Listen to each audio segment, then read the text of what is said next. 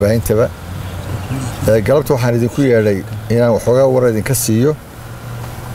arrimahan ilaa saaka la wareejinayay oo ah in wasiiro ka mid ah dawladda madaxweyne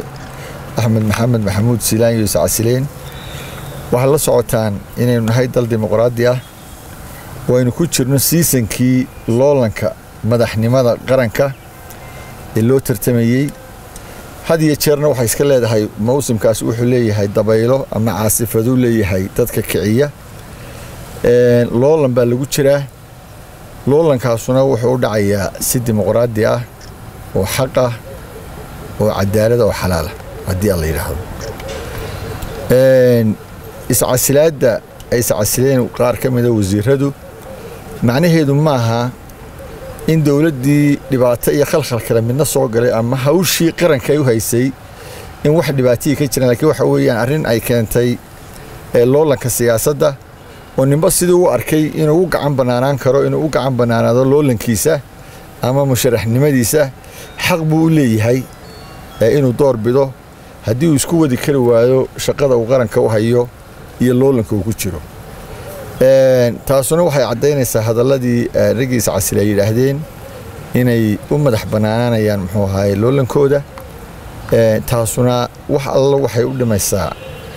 qarankan gaamuray ee Soomaaliland ma ay jirto muhiimaddu waxa weeye waan jeclaan bulshada uga soo jeediyo horena way u dhici jirtay dad casila waana dhici doontaa waa nolosha ay ka mid tahay siirada xayaadka ka mid tahay ama nolosha nin la eriyay nin iscasilaynta way soo baxdaa hase yeeshee dawladdu wax alla waxay u noqotaa ma jirto haday tahay tan iyo haday tahay mid ka horeysay iyo haday tahay kuwa dambe ee waqtiyada mustaqbalka soo socdaba sida awgeed waxaan bulshada halkan uga soo jeedinayaa inaanay dabaylahaas aanay dhag u dhigin inaan dacaayadda cadowga Soomaaliland uu fidinayo ka dhanka qarannimada iyo jiritaanka Soomaaliland inaanay dhag u dhigin beenta ay sheegayaan wararka qoraalka ay sheegayaan waxa ay ka faafinayaan Soomaaliland waxa la wax ka jira ma jiraan dalkan waa nabadda dalkana gorgortan ma gasho cid kasta ahaato mana filayo raga aan saaxiibadana ku haysanay cabinetka imika tagay niman hadii bay ku kici karaya falal sumcadooda iyo madaxnimadooda iyo muxuu ahay sumcadooda wax u dhimi kara rag ku kici karayaan uma aqaano mana dhici karta baan leeyahay waxa la wax jiraana ma jiraan dadka been loo sheegin dalku waa nabad waanu soconayaa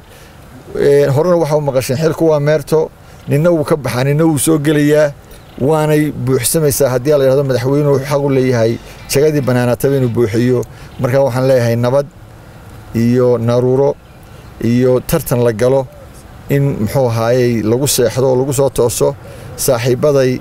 looma diidin iska muxuu sharaxaan sida walba isaga sharaxeen xisbiga kulmiye maantana xaq bay u leeyihiin halkoodii weeye cid u diidi kartaana ma jiro ninkiisa sharaxaya haday kuwa imka cadeeyo kuwa kale haday yihiinba waa u diyaar waana dimuqraadi nin walba wixii uu bulshada ka soo helo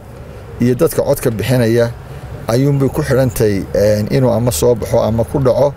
laakiin wax kale oo meesha ku jira ma jiraan arintana waa arin caadi weeye wax dhibaato leedahay ma jirto wassalaamu calaykum waraxmatullaahi wabarakaatuh ساعة وسيب علي محاضر وعد